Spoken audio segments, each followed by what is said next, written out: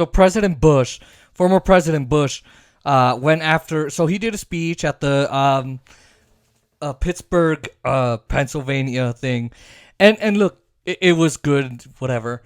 He caused 9/11, and I'm gonna talk about that. But he went after the January 6th riot and talked about how that's also terrorism because it's extremist terrorism, and he's correct.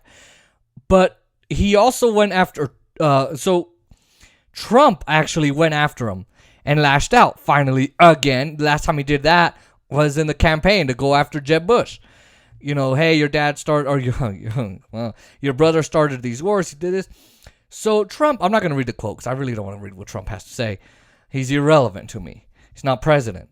But what he said essentially was, hey, President Bush shouldn't be talking anything because he's the one that got us into these wars. He's the one that have killed possibly millions of people, which is true. He's the one that has costed us all this money, and he shouldn't be lecturing us on what's terrorism and what's not, because he said that, you know, what Trump is saying is, well, Bush said that the people on the right are worse than the people who are, you know, than the foreigners who are coming into the United States and causing terror here in the United States.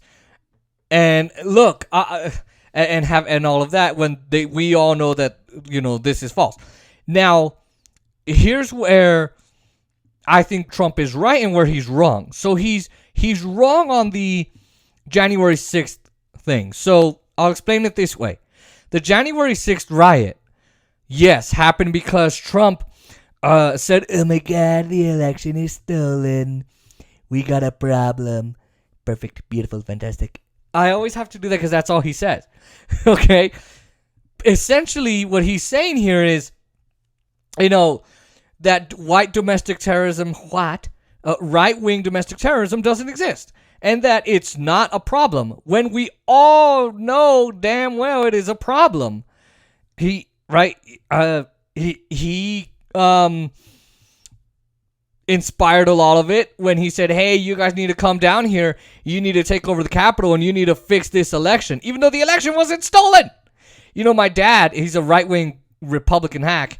And he says, oh my God, how did Biden win if this many people didn't vote, huh? 50,000 people saying F Joe Biden, how'd he win? That's my way of mocking him and them. Well, the one thing I'll say, Republicans, is there's math. That's what it is. It's math. So again, he did that and they did a riot. And you had people who were not low income.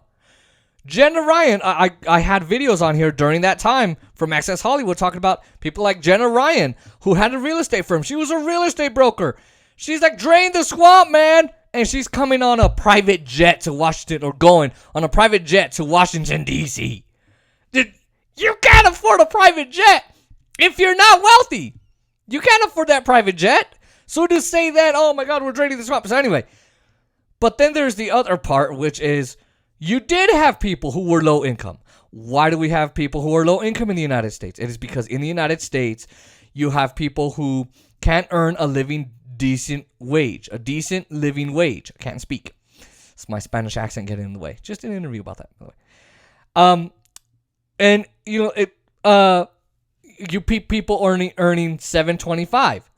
Well, there's people who need to make more money, like husbands and wives and moms and dads and kids who want to get their lives started.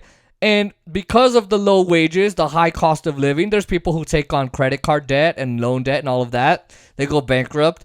And the government isn't helping them. They're not giving them a UBI check. They're not giving them jobs during COVID. They're not subsidizing their pay like other countries did during COVID.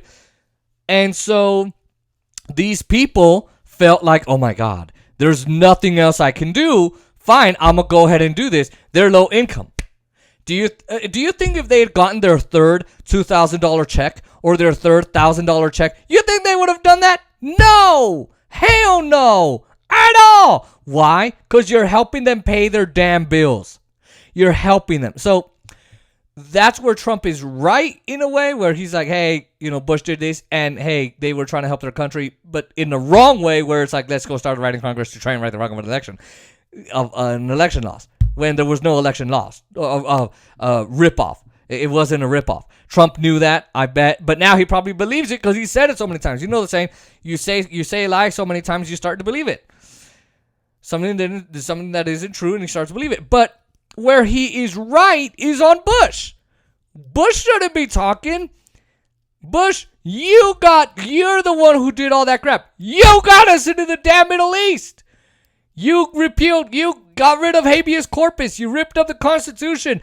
You got rid of freedoms. You did all of that. You spied on Americans. You got us into torture. You got us into Iraq illegally off of falsehoods. You got us into Afghanistan when they offered us Osama bin Laden.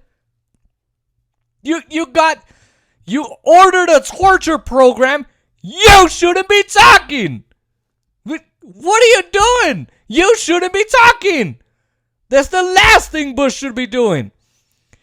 Under Bush, he got us into Iraq. We killed 100,000 civilians minimum. 1 million max or probably more.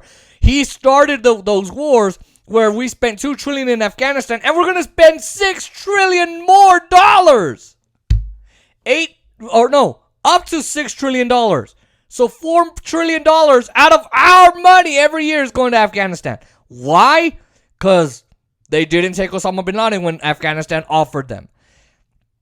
And of course, we got into Iraq. And then Obama didn't get us out of Iraq or Afghanistan. He did a cuck pull out of Iraq, and then he left some troops in there. We got to pull out some of the troops. But we're going to leave some for security. And he kept going up and up and up in numbers. And then Trump came in and said, well, obviously Obama left them, so I'm going to leave more troops in there. I'm going to put more troops in there. And Biden got us out of Afghanistan, but he didn't. Kyle Kalinske says he officially ended the war in Afghanistan. No, he didn't. Not when he's doing those drone strikes that are killing the wrong people and that are blowing up little children. That's not ending the war at all. So, look, these two are maniacs. They're egomaniacs. They effed up our country when they shouldn't have. Trump didn't get us out of Afghanistan. Trump didn't get us out of Iraq. Biden's not getting us out of Iraq. In fact, Trump made our country less secure. So did Obama. So is Biden. So all of it is just two kids trying to tackle each other in a middle school hallway, both acting like middle school children. Shut up.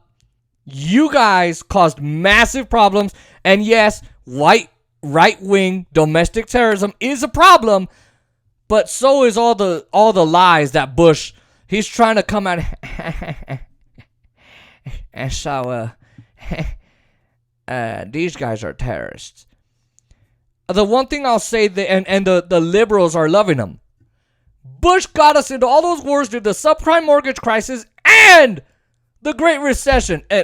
His approval rating was all horrible. And now the liberals, he's not Trump. When they were against him. Sort of, they voted for him. But anyway, I will say that calling Americans terrorists,